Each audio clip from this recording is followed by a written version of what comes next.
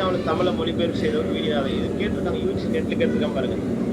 இந்த வீலிநாதன், தானா சேனாதிபதி, தமிழ்நாடன், இதெல்லாமே.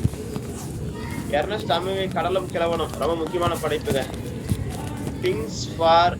திங்ஸ் ஃபால் அபார்ட் சிதைவு என்ற பேர்ல என்.கே. மகாலிங்கம். இதெல்லாம் கொஞ்சம் பார்த்துக்கோ. மொழிபெயர்ப்பு. ஜப்பான் முதல் நாவல் முரசாட்சி அப்பாதுரை மொழிபெயர்த்திருக்காரு. இதெல்லாம் மொழிபெயர்ப்பு. இது மட்டும். வங்க மொழியில் தமிழுக்கு மொழிபெயர்த்தவங்க யாராரு? இது கூட கொஸ்டின் தான்.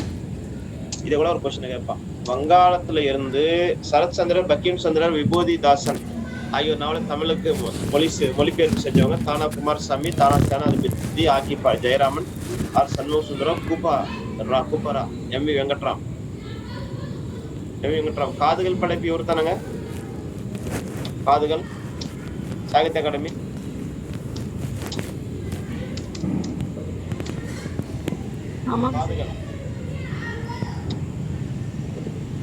சாகித்ய அகாடமி ஓகே. இதெல்லாம் வங்க மொழி தமிழுக்கு கொண்டு வந்தவங்க யாராருன்னு சொல்லி கூட கொஞ்சம் பார்த்துவாங்க. இப்ப தானா குமாரசாமி பாருங்க, சென்னை பக்கம் பிறந்திருக்காரு. முழு பேர் தண்டலம் நாராயண சாஸ்திரி குமாரசாமி. முதல் சிறுகதை கன்னியாகுமரி தினமணில வெளிவந்திருக்கு. ஒட்டு செடி நாவல் பூண்டி நீர்த்தேகம் பற்றி பேசுது. அங்க அந்த பூண்டி நீர்த்தேகம் அமைக்கும் போது அங்க வீடுகளில் இருந்த மக்கள் பத்தி பேசுதான் ஒட்டுச்செடி. காந்தி கொள்கையில பத்தி பேசினால காந்தி ஐயன் ஒரு பேர் உண்டு.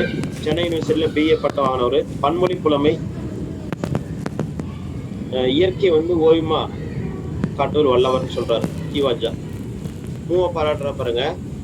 நாட்டில் இருக்கக்கூடிய அரசியல் கொந்தளிப்பு, சீர்திருத்த வேகம், ஈடுபடாமல் அமைதியா ஒரு மூலையில் இருந்து மக்கள் வாழ்க்கை கண்டு சொல்லுவோமா எழுதினவரு மூவ பாராட்டுறாரு. நாட்டில நிலவக்கூடிய அரசியல் கொந்தளிப்பிலோ சீர்திருத்த வேகத்திலேயோ ஈடுபடாம அமைதியா ஒரு மூலையில இருந்து மக்களின் வாழ்க்கையை கண்டு உணர்ந்து சொல்லோவியமாக்கி தருபவர். மூவவர் அப்படித்தாங்க. எந்த அரசியல் கொந்தளிப்போ சீர்திருத்திலயோ அவர் போல அவர் உண்டவர் யாருன்னு சொல்லிட்டு அப்படியே எழுதிட்டு இருந்தார். படைப்பு நிறைய நமக்கு கொடுத்தாரு. மூவா ஒரு யதார்த்தமான எழுத்தாளர். அருமையா எழுதுவாரு. அவருடைய படைப்பு நீங்க படிச்சீங்கன்னா ஒரு பந்தா இருக்காது. அப்படியே ரொம்ப தெல்ல தெளிந்த நீரோடையா அப்படியே யதார்த்தமா பேசிட்டு போவார். அந்த நமக்கு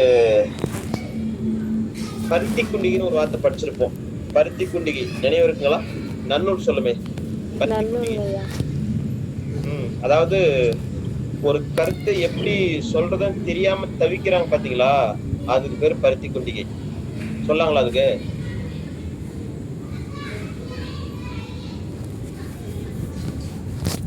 பொருத்தமா வருங்களா? பருத்தி குண்டிகை. ஒரு கருத்தை சொல்ல தெரியாம தவிக்கிறது பேர் பருத்தி குண்டிகைன்னு சொல்லலாம். சரிங்களா? வேற ஏதாவது விளக்கு இருக்கா? பொருந்தாதா?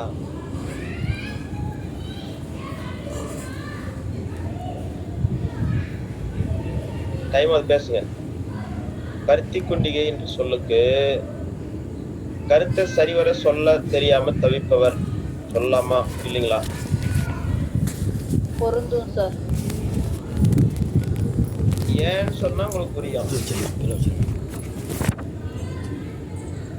பருத்தி மூட்டையில பருத்தி நிரப்புறதும் ரொம்ப சிரமம் தான், அது வெளியெடுக்கிறது ரொம்ப சிரமம் தான் இல்லைங்களா?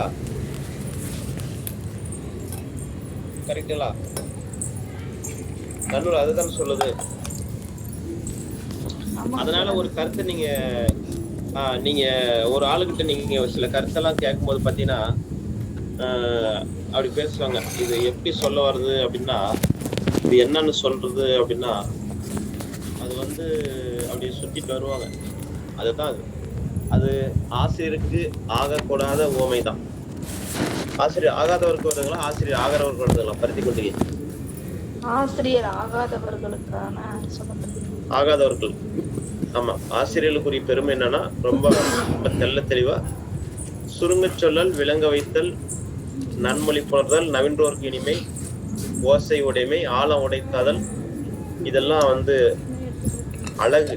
சொல்லில் அழகு. அழகுக்கு உதாரணம் சுருக்கமா சொல்லி விளங்க வைக்கணுமா, திருக்குறள் மாதிரி ரொம்ப அழகா. அந்த மாதிரி எவ்வளவு அழகா சொல்லிட்டு போயிட்டே இருப்பாருங்க பவனந்தியர். ஒரு 1000 வருஷம் முன்னாடி வாழ்ந்திருக்காரு. ஒரு 800 வருஷம் முன்னாடி வாழ்ந்திருக்காருங்களா? 800 ஆண்டுகளுக்கு முன்பு வாழ்ந்தவர். என்ன காலம்? பவனந்தியர் காலம். 12 இறுதி 13 தொடக்கம். 12 வச்சுக்கிட்டோம்னா ஒரு 800 வருஷம், 13 சொன்னா ஒரு 700 வருஷம். பவனந்தி முனிவர். நந்தி என்பது எந்த சமயத்தை சார்ந்தவர்களுக்கு சொல்லக்கூடிய பேருங்க? பல்லவர்கள். நந்தி, வஜ்ரநந்தி, வஜ்ரநந்தி, பவனந்தி, ஆஹா, சமண சமயம் சார்.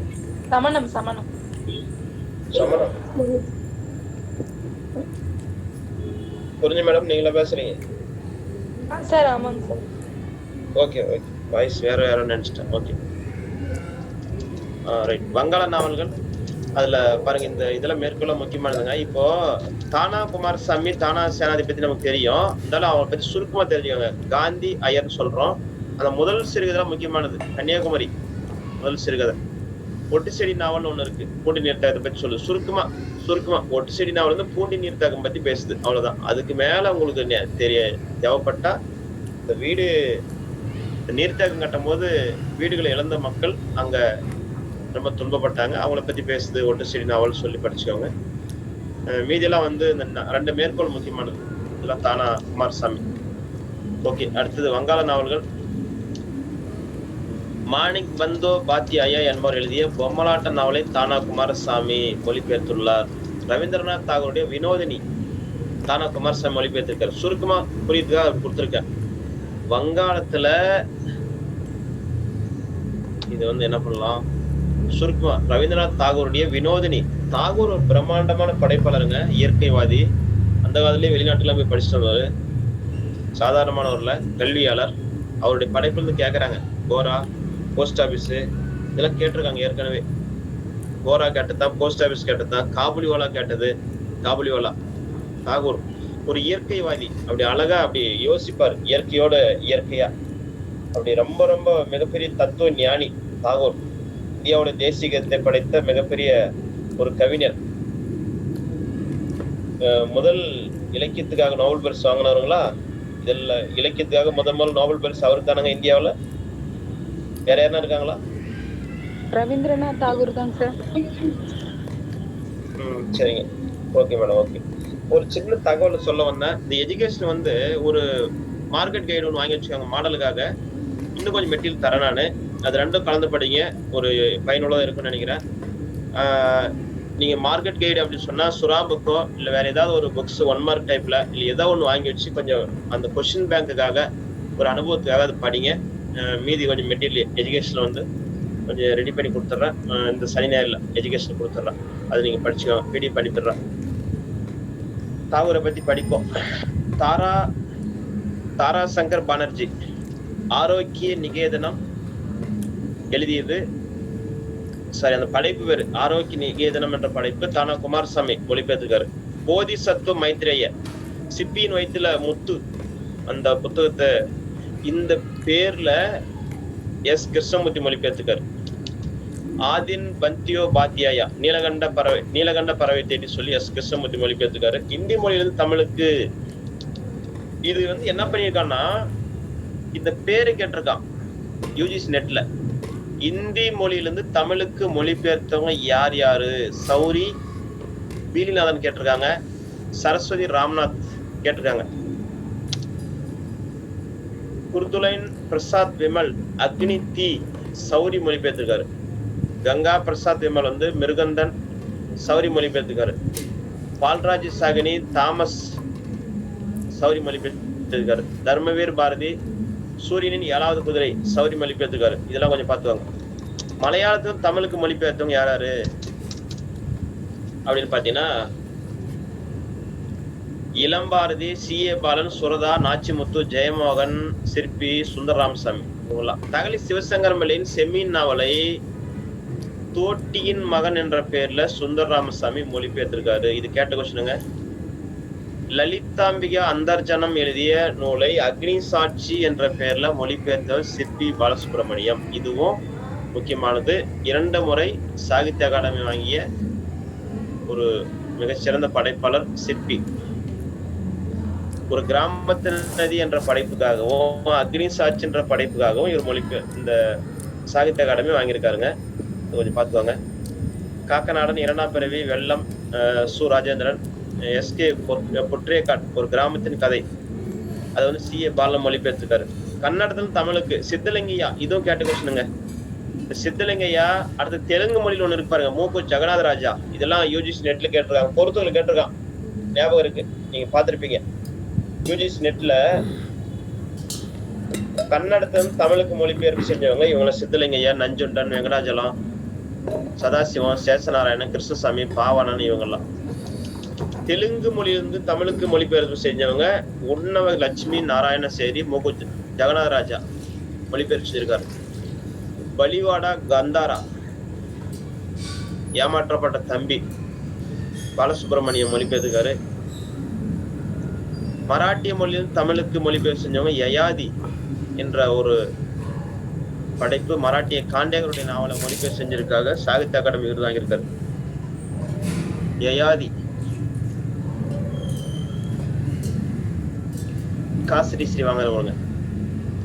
யயாதி என்கிற மராட்டிய காண்டேகருடைய நாவலை மொழிபெயர்ப்புக்காக சாகித்ய அகாடமி விருது வாங்கினவர் தான் காசிரி ஸ்ரீ. காண்டேகருடைய நாவலை மொழிபெயர்த்தது எரி நட்சத்திரம், இருதுருவம், இருமணம், கிரௌஞ்சவதம், சுகம் எங்கே, கிரௌஞ்சவதம், அது கிரேஞ்சல்ல கிரௌஞ்சவதம். ஒரு நிமிஷம் பாத்தீங்கன்னா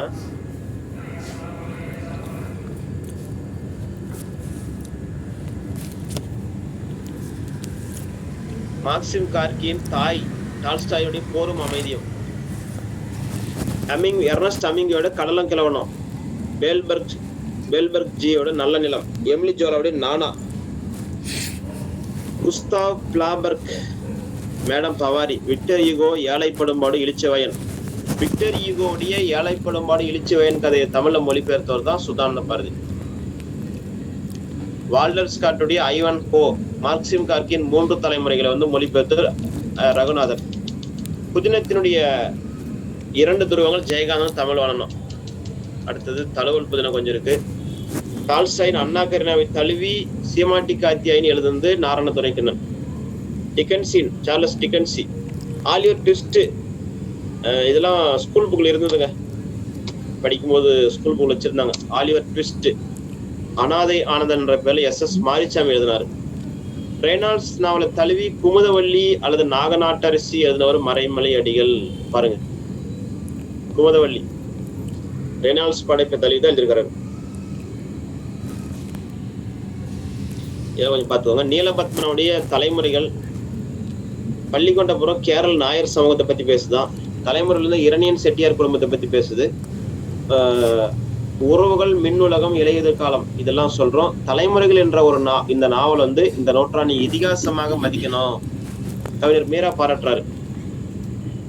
நாரண துரைக்கனுடைய ஜீவா, அதாவது அவருக்கு இன்னொரு பேர் ஜீவான்னு சொல்றோம். தமிழ்நாட்டின் டால்ஸ்டாய், அவருடைய உயிரோவியம் கேட்ட கொஸ்டினுங்க. நான் ஏன் பெண்ணாய் பிறந்தேன், சீமான் சுயநலம், தரங்கினி, இதெல்லாம் நாரண துரைக்கனுடைய படைப்பு. பூவனுடைய காந்தலூர் சாலை கேட்ட கொஸ்டின், காந்தலூர் சாலை. கொல்லிமலை செல்வி, சூரியகாந்தன், அவருக்கு இன்னொரு பேரு மருதாசலம். கொங்கு வட்டார எழுத்தாளர் தான். மானாவரி மனிதர்கள், அம்மன் பூவோடு, பூர்வீக பூமி, கல்வாலை, விதை சோளம், இதெல்லாம் சூரியகாந்தனுடைய படைப்புகள். S ராமகிருஷ்ணன் தாகூர் விருது வாங்கியிருக்காரு. அச்சாரம் சிற்றுதல் நடத்தினவர். உபபாண்டம், குருச்சத்திரம், துவாரகை போன்ற இடங்களுக்கு போய் சுத்தி பார்த்துட்டு எழுதியிருக்காரு உபபாண்டம். நெடுங்குருதி, வேம்பாலை என்ற கிராமத்தினுடைய 3 தலைமுறை பத்தி பேசுது. 7 தலை நகரம், சிறுவர்களுக்காக எழுதப்பட்ட நாவல். அடுத்தது உருபசி, யாமம், துயல்லாம் இருக்கு. ஜெகதா, ஜெயகாந்தன் மீது கொட்டப்பட்டால் தன்னுடைய பேரு ஜெகதான மாத்திக்கிட்டாரு. சமுத்திரகுமாரர்கள், ராமேஸ்வரம் கடலை சங்கி எடுக்கிற தொழிலாளர்களை பத்தி பேசுதான். சமுத்திரகுமாரர்கள். கருமை நிறம் தோன்றுதடி, முக்கோண காதலாம், கருமை நிறம் தோன்றுதடி அப்படின்னு சொல்றாங்க. ஒரு நிமிஷம்.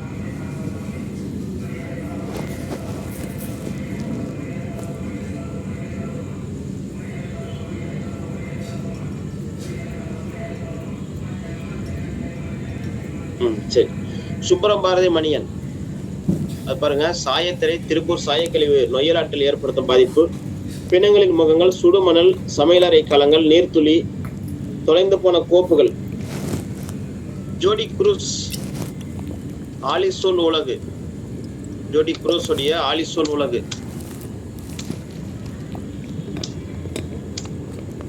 மீனவர் வாழ்க்கை பத்தி பேசும் நாவல் இது ஒரு முக்கியமானது. மணப்பாடு என்ற ஊர்ல வாழக்கூடிய மீனவர்களை பத்தி பேசலாம். மணப்பாடு இந்த ஜோடி குரூஸோடைய ஆலிசோன் உலகு.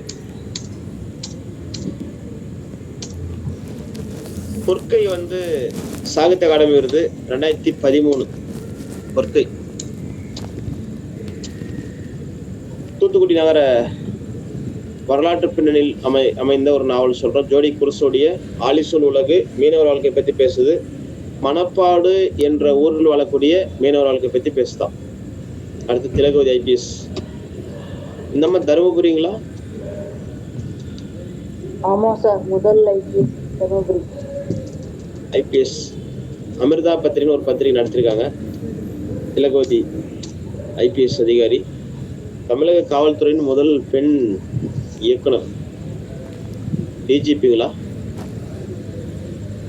முதல் பெண் டிஜிபி திலகவதி.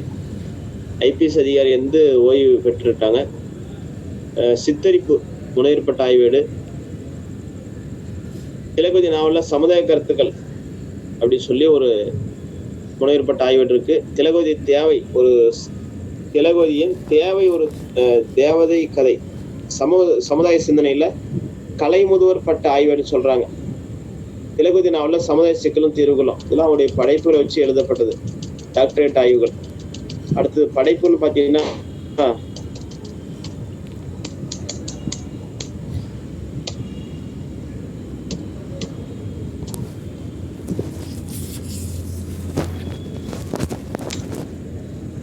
திலகவதி 9 புதினங்கள், 18 குறும்புதினம், 9 சிறுகதை தொகுதி, 11 கட்டுரை தொகுப்பு, 14 மொழிபெயர்ப்பு தொகுப்பு இதெல்லாம் வெளியிட்டிருக்காங்க. கட்டுரைன்னு பார்த்தீங்கன்னா முடிவேடு, வேர்கள் விழுதுகள், சமதர்ம பெண்ணியம், மானுட மகத்துவங்கள். சிறுகதைன்னு பார்த்தோம்னா தேயுமோ சூரியன், அரசியல் அழுவதில்லை. அரசியல் அழுவதில்லை பாருங்க, நல்ல ஒரு தலைப்பு. எங்கேயோ கேள்விப்பட்டிருக்கோம், ஏதோ ஒரு எக்ஸாம்பிள் கேட்டிருக்காங்க. புரட்சி பெண்கள் இவங்கெல்லாம். அதனால பெண் நாவலாசிரியர்கள் ஏதாவது கேட்க வாய்ப்புண்டு. இனிமேல் விடியும், உனக்காக நான், அமிர்தா பதிப்பகம். ஒரு ஆத்மாவின் டைரி, சில வரங்கள். கண் திறந்திட வேண்டும், கல்மரம் அருமையான படைப்பு. சாகித்ய அகாடமி 2000. கல்மரம்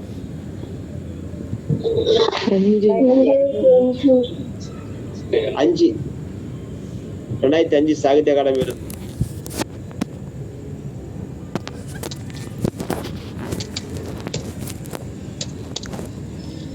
கனவை சூடிய நட்சத்திரம், கைக்குள் வானம், சொப்பன பூமியில, தமிழ் கொடியில் காதல், தீக்கு கனல் தந்த தேவி. திலகவதி நாவல்கள். நேசத்துணை, பத்தினி பெண்ணு, கவிதை, வானொலி உரைகள், மரப்பாலம் இதெல்லாம் நாவலா. எவ்வளவு எழுதியிருக்காங்க, நம்ம பயங்கரமா எழுதியிருக்காங்களே. அன்புள்ள பிலாத்துவுக்கு பால் சக்காரியா மொழிபெயர்ப்பு.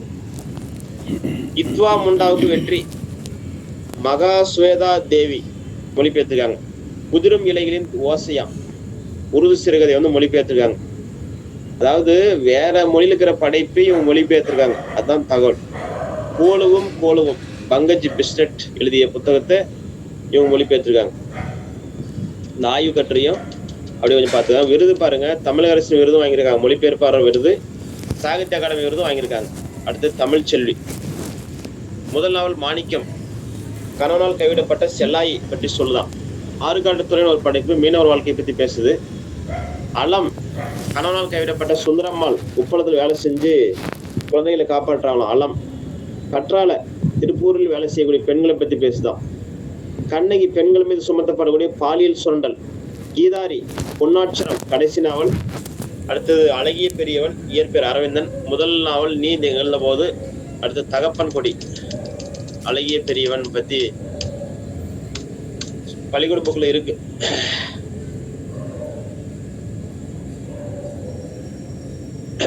கந்தசாமி, முதல் நாவல் சாயவனம், சுற்றுச்சூழலை பத்தி பேசுது. விசாரணை கமிஷன் சாகித்ய அகாடமி விருது 98. தங்கராசு என்ற தனி மனிதனின் கொலை உருவாக்கம், சமூக அரசியல் விளைவுகளை பேசக்கூடிய ஒரு நாவல். அவள் ஆனாது மனைவியல் சார்ந்த நாவல் சொல்றாங்க. 8வது கடல், உளவியல் சார்ந்த படைப்புங்க. சூரியவம்சம், நல்லூர் கிராமத்தை சேர்ந்த ஒருத்தன் சென்னையில யூனியன் தலைவரா இருக்கக்கூடிய ஒரு தகவல். இதெல்லாம் கந்தசாமியோட படைப்பு. அடுத்து ஐசக் அருமைநாதன். கீரல்கள் ஒரு படைப்பு. புன்னகைக்காடு கிராமத்தில் இருக்கக்கூடிய முத்தையாமை ஏற்படும் கீரல்களை காட்டுதான். தவறான தடங்கள், கல்லறைகள், அழுக்குகள், இதெல்லாம் ஐசக் அருமைநாதனுடைய படைப்பு. அடுத்து நாஞ்சல் நாடன். முதல் நாவல் தலைகீழ் விகிதங்கள். படித்து பட்டம் பெற்ற சிவதானு என்ற இளைஞன் வேலை இல்லாம சுத்திட்டு இருக்கிறான், அதை பத்தி பேசுது. இந்த நாவல் தான் சொல்ல மறந்த கதையா வந்து படமா எடுத்திருக்காரு டைரக்டர் தங்கர் பச்சான். பிரபலமான ஒரு டைரக்டருங்க. அப்படி நம்மள சென்டிமெண்ட் அப்படி தாக்கிறாரு. அப்படியே வந்து ரொம்ப பின்னோக்கி நாம போற மாதிரி யோசிக்க வச்சிருவாரு தங்கர் பச்சான். இந்த அழகி படம் சேரந்துங்களா, அழகியெல்லாம் வந்து பார்த்தா வந்து ஒரு முறையா பார்க்கும் போது பயங்கரமான சென்டிமெண்டா இருக்கும். நம்ம பள்ளிக்கூட்டில் வந்து நம்ம செஞ்சு சேட்ட மாதிரியே இருக்கும். அதெல்லாம் பயங்கரமான ஒரு படைப்பாளர்கள் இவங்க. அதுதான் அந்த சொல்ல மறந்த கதை வந்து தலைகீழ் விகிதங்கள் என்ற ஒரு படைப்பை தான் அவர் அந்த படமா எடுத்திருக்காரு. என்பில் அதனை வெயில் காயும், அருமையான படைப்பு. கலப்பு மனத்துடைய பிரச்சனை பத்தி பேசுதான். மாமிச படைப்பு வர்க்க போராட்ட நாவல் மிதவை. மும்பைக்கு வேலை தேடி செல்லக்கூடிய ஒரு இளைஞர்களை பத்தி பேசுது. சூடிய பூ சூழற்க 2010 சாகித்ய அகாடமி விருது.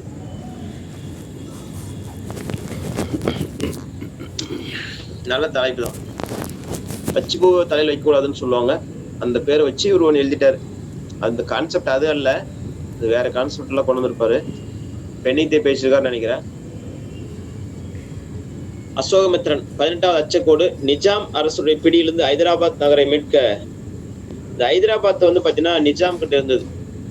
நிஜாம் அவங்க கிட்ட இருந்து இதை மீட்டு கொண்டு வரதுக்கு என்ன போர் செஞ்சாலும் அதை வந்து சொல்லியிருக்காங்க. தண்ணீர். சென்னை மாநகராட்சியுடைய இந்த தண்ணீர் பிரச்சனை. கரைந்த நிலையில வந்து திரைப்படத்துறையில வந்து நடந்த ஒரு சீர்கேடை பற்றி சொல்லுதான். மானசரோவர், ஒற்றன், இருவர், உத்தராயணம், இதெல்லாம் வந்து அசோகமித்ரனுடைய படைப்புன்னு சொல்றோம். அடுத்து விந்தன். ஏழைகள் படக்கூடிய அவலங்களை வந்து மனித நேயத்தோடு சித்தரிக்கிறார். பாலும்பாவையம் ராமாயணத்துடைய கதையை வந்து மறு உருவாக்கம் செஞ்சிருக்காரு. பாலும்பாவையம். அகல்யா கதை வந்து பெண் கற்பிழந்தால் மறுவாழ்வு தர இந்த சமுதாயம் முன்வராத இருக்குதான், அதை பத்தி சொல்லுது. ஆண் வந்து உடனுக்குடன் வந்து திருமணம் செஞ்சுக்குவாரு.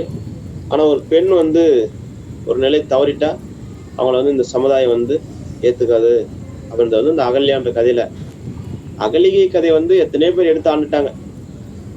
அகல்யான்ற பேர்ல இவரு கோவிந்தன் சொல்லியிருக்காரு. விந்தன். ஒரே உரிமை. எம்.வி. வெங்கட்ராம் கும்பகோணம் சௌராஷ்டிரா சமூக மக்களை பத்தி பேசியிருக்கிறாரு. அவங்க அந்த சமூக மக்களை சேர்ந்தவர். நித்தியகனி மகாபாரத கதையை அப்படி மறு உருவாக்கம். காதுகள் சுய அனுபவ பதிவு, அதான் 93ல சாகித்ய அகாடமி விருது. அரும்புகள், இருட்டு, உயிரின் யாத்திரை, ஒரு பெண் போராடுகிறாள், இதெல்லாம் வந்து எம்.வி. வெங்கட்ராம். பொன்னீலன். கரிசல் பெருமாள்புரம் கிராமத்துல விவசாயிகள், நிலப்பரப்புகள்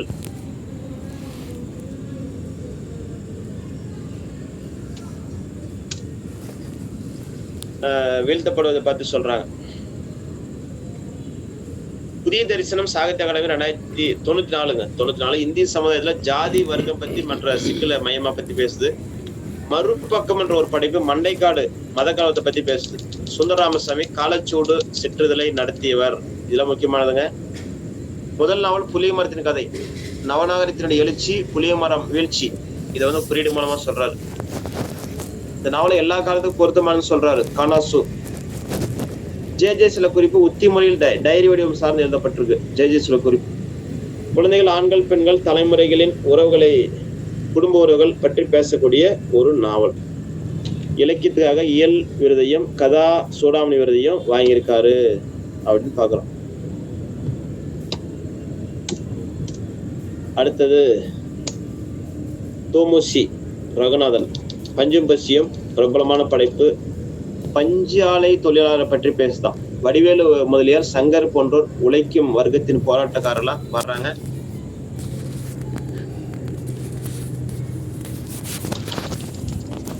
மார்க்சின் கார்கியின் தாய் நாவல தமிழ்ல மொழிபெயர்த்திருக்காரு. புதுமை பத்தினுக்கு தமிழ் இலக்கிய உலகில் நிலையான இடம் கிடைக்க இவர் விமர்சனம் தான் துணை வந்தது அப்படின்னு சொல்றாங்க. முக்கியமானது.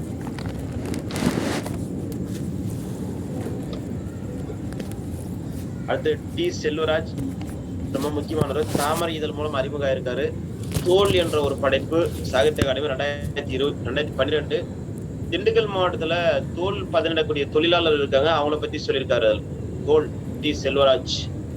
மூலதனம் ஒரு படைப்பு கூட்டு குடும்ப சிதைவு, அவசர நிலை கால அடக்குமுறை, இதெல்லாம் வந்து சொல்லுது மூலதனம். அக்னி குண்டம்னு ஒரு படைப்பு நீதித்துறையின் சமகால விமர்சனமாக பேசப்பட்டுள்ளது. மலரும் சருகும் முதல் தலித்திய நாவல் கிராமப்புற மாதலை பத்தி சித்தரிக்குது. தேயிலை என்ற நாவல் வந்து தேயிலை தோட்ட காப்பி தோட்ட தொழிலாளர்களுடைய வாழ்க்கையை பத்தி பேசியிருக்கு. தேநீர். அடுத்து சிதம்பர சுப்பிரமணியன். அவ்வளவுதான், கம்மியா தான் இருக்குன்னு முடிச்சிருவோம். சிதம்பர சுப்பிரமணியன் பாத்தீங்கன்னா இதயநாதம் கிருஷ்ண பாகவரை பத்தி பேசுது. இந்த கேரக்டர் ஞாபகம் வச்சுக்கோங்க. கிருஷ்ண பாகவதர் என்ற கதாபாத்திரம் இதயநாதம் என்ற படைப்புல வர திருநாயில் கூட வரும். இந்த தகவல் திருநாயில் வந்திருக்கும், ஞாபகம் இருக்கலாம். கிருஷ்ண பாகவதர்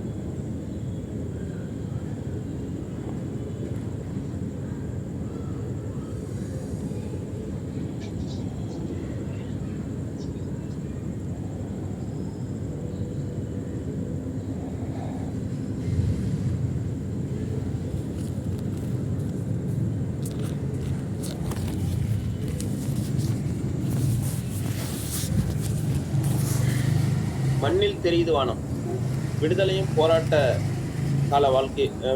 போராட்ட கால சமூக வாழ்க்கையினையும் விமர்சனம் செய்தான். நாகமணின்னு ஒரு படைப்பு சிதம்பர சுப்பிரமணியம் பணத்துக்கும் பண்பிற்கும் இடையே உள்ள போராட்டம் பற்றி சொல்லுது.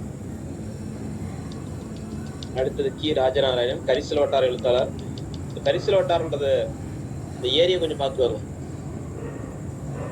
இப்படி கூட ஒரு கொஸ்டின் கேட்கலாம். கோயில்பட்டி, விருதுநகர், சாத்தூர், சிவகாசி இதெல்லாம் வந்து இந்த கரிமண் பூமி, அதனால அது கரிசல் வட்டாரம்னு சொல்றோம். இப்ப பாண்டிச்சேரி இருக்காருன்னு சொல்றாங்க, இறந்துட்டாருன்னு நினைக்கிறேன். பக்கமா தான் கி ராஜநாராயணன் பாண்டிச்சேரியில் இருந்தாரு. முதல் நாவல் கிடை. கோபல்லபுரம் கிராமத்து மக்கள் இந்திய விடுதலை போராட்டத்தில் பங்கு கொண்டு நாயகர்களை பத்தி பேசுது. கோபல்லபுர கிராமத்து மக்கள்ன்ற ஒரு படைப்பு.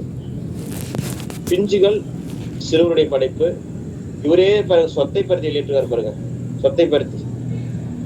அந்தமான் நாயகர் வந்து இந்திய விடுதலை போராட்டத்தில் கலந்துகிட்டு சிறை சென்ற அந்தமான் நாயகரோட வாழ்க்கை பற்றி பேசுது. அடுத்தது பூமணி, கரிசல் வட்டார எழுத்தாளர். அந்நியாடி சாகித்ய அகாடமி விருது 895 900 வரைக்கும் 1900 வரைக்கும் தென் தமிழ்நாட்டில் இருந்த ஜாதி கலவரத்தை பத்தி பேசுதான் அந்நியாடி. நைவேத்தியம் 85 வெளியிட்டிருக்காங்க. கிராமத்து அக்ரகாரம் வந்து இப்ப காணாம போயிடுச்சு. அக்ரகாரம் சொன்னாவே உங்களுக்கு தெரியும், பிராமணர்கள் வாழ்ந்த பகுதி.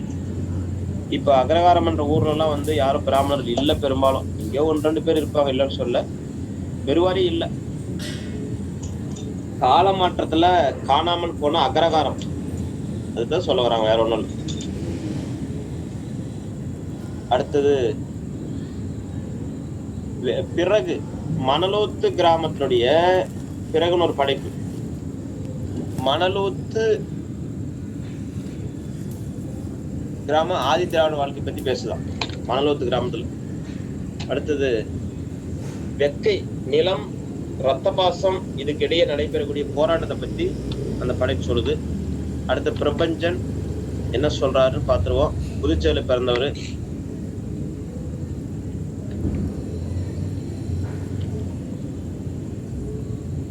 தன்னுடைய இயற்பெரிய கோவை வானம்பாடி இயக்கத்துக்கு பிறகு பிரபஞ்சனை மாத்திக்கிட்டாரு.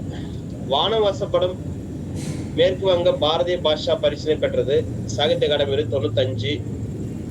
மாமிசம் என்ற படைப்பு மச்ச புராணத்தை அடிப்படையை கொண்டு படைக்கப்பட்டது. மகாநதி, சுகபோக தீவுகள் 2ஆம் சமூக அரசியல் விமர்சன நாவல் சொல்றோம். மானுடம் வெல்லும், கனவு மெய்ப்பட வேண்டும், சந்தியா, கனவுகளை தின்போம், பூக்கள் நாளை மலரும், தீவுகள், ஒரு மனுஷி, நானும் நானும் நீயும் நீயும், இதெல்லாம் வந்து பிரபஞ்சன். அடுத்து ஜெயமோகன் என்ன சொல்றாரு? நவீன நாவல் இலக்கிய உலகத்துல புதிய தடம் பதிப்பவர். ரப்பர்னு ஒரு நாவல். இது கேட்ட கொஸ்டினுங்க. குமரி மாவட்டம் ரப்பர் தோட்ட தொழிலாளர் பத்தி பேசுது. ரப்பர். விஷ்ணுபுரம் வைணவ தத்துவ சார்புடைய நாவல். விஷ்ணுபுரம். பின்தொடரும் நிழலின் குரல் பொது உடைமையோட வீழ்ச்சி பத்தி பேசுதான். விமலான் ஒரு படைப்பு பெண் பாலியல் பலாத்காரம் செய்யப்பட்டதை குறித்து மானுட வேதனைகளை பதிவு செய்து விமலா. காடன் ஒரு படைப்பு சங்க இலக்கியத்துல கூறப்படக்கூடிய 5 வகையான இடத்துல குறிஞ்சிலத்தை பத்தி பேசுதான். சங்க இலக்கியத்துல கூறப்படும் 5 வகையான இடத்துல குறிஞ்சிலத்தை பத்தி அடிப்படை வச்சு எழுதப்பட்டதுதான் காடு. சொல்லுங்க சார். சார் சொல்லுங்க. பொன்னாமலை ஐயா. கல்கியின் முதல் நாவல் கல்வனின் காதலி சார். ஆனா இங்க விமலான்னு கொடுத்துருக்காங்க சார். அது நான் எனக்கு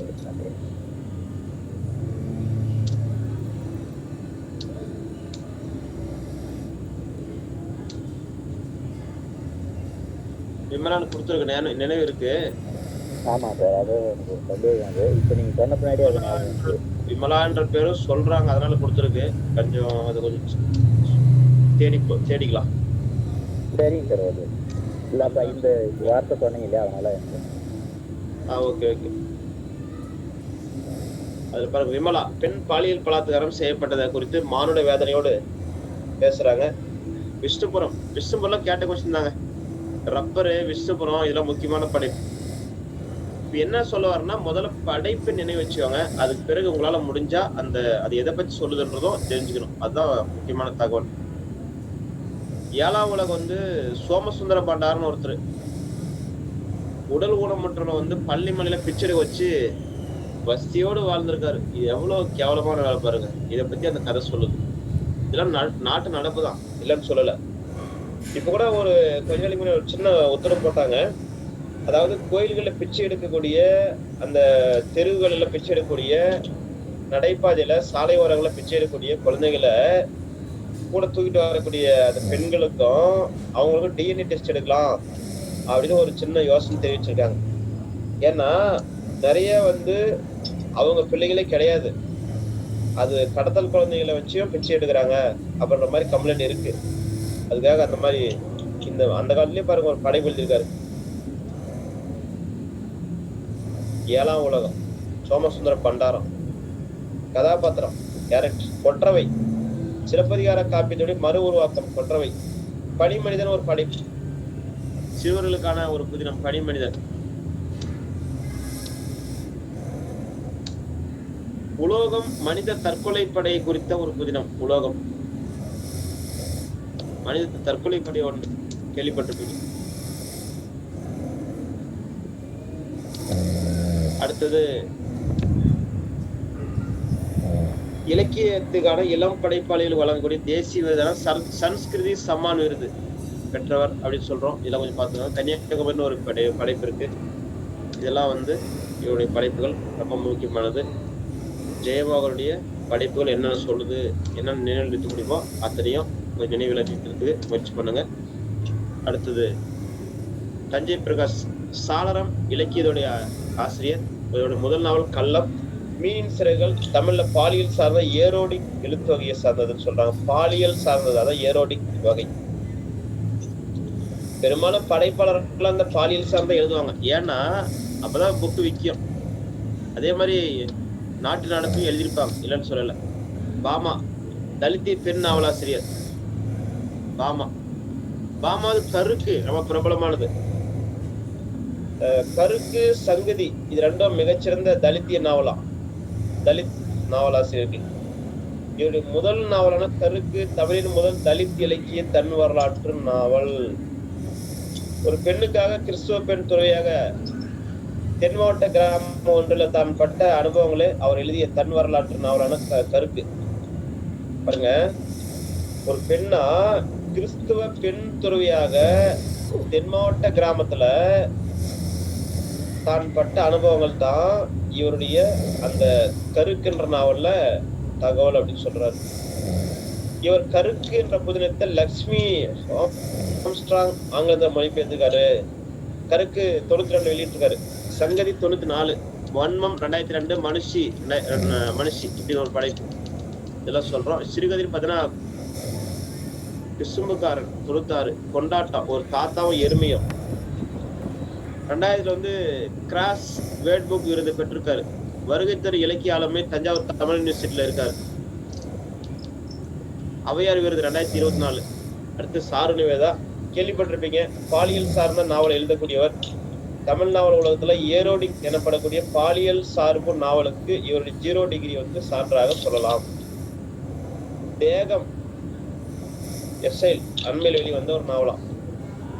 யூமாவாசி ஒத்துக்கிறாங்க. தஞ்சாவூர் முதல் நாவல் ரத்த உறவு.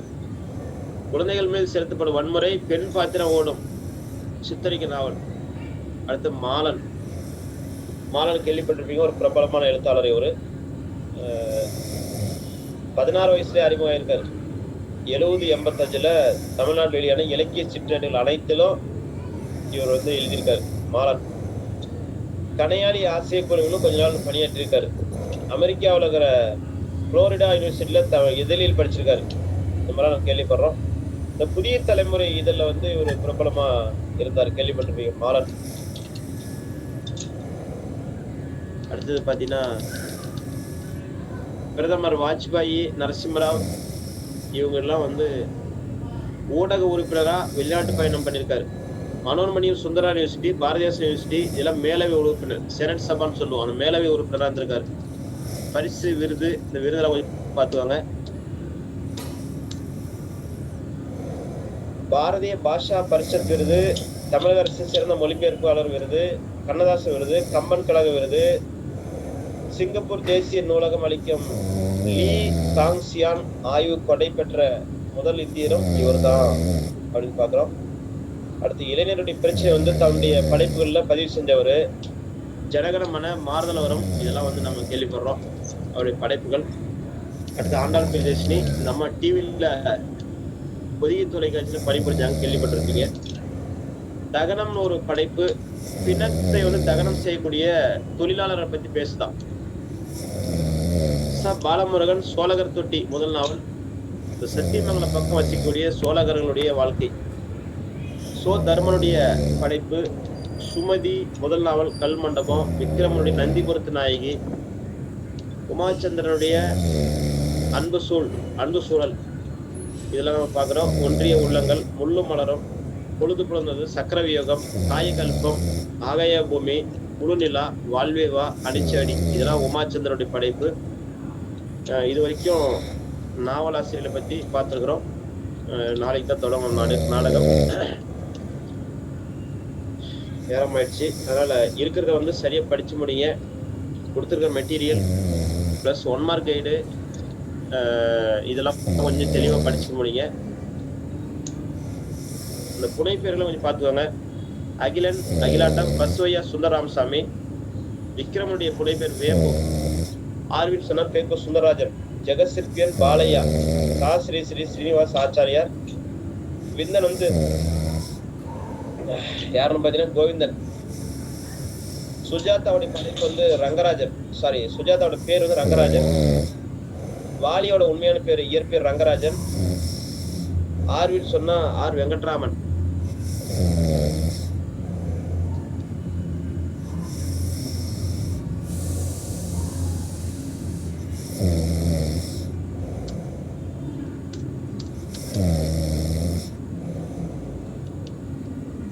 மணியன், வேங்கட சுப்பிரமணியன். புஷ்பா தாங்கதுரை, வேணுகோபாலன்.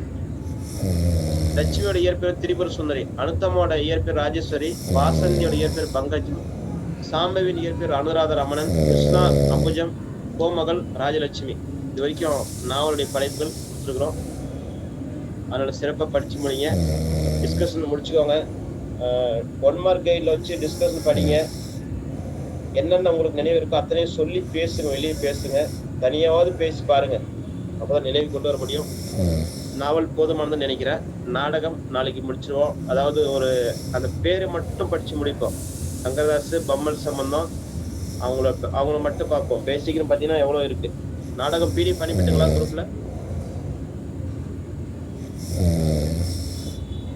நாடகம் குரூப்ல பிடிஎஃப் பண்ணி பேசுங்களா? அனுப்பி வச்சீங்களா? நாடகம் நடத்த ஒரு சின்ன திருத்தம் நாடகம் மட்டும் ஒரு சின்ன திருத்தம். யாருக்கும் ஜெராக்ஸ் மேடம் சொல்லுங்க. நாடகம் மட்டும் ஒரு சின்ன சின்ன திருத்தம். அதுல உங்களுக்கு 1-2 கரெக்ஷன் இருக்கும். அது நான் ஒரு அப்ராக்சிமேட்டா அனுப்பியிருக்கிறேன். இப்ப அனுப்புறது தான் ஃபைனல் நாடகம். அதனால இதை படிச்சுக்கோங்க. ஓகேங்க, நாளைக்கு சந்திப்போம். நன்றிங்க.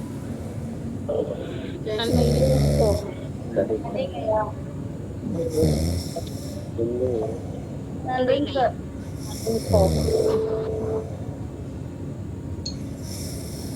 Thank you sir.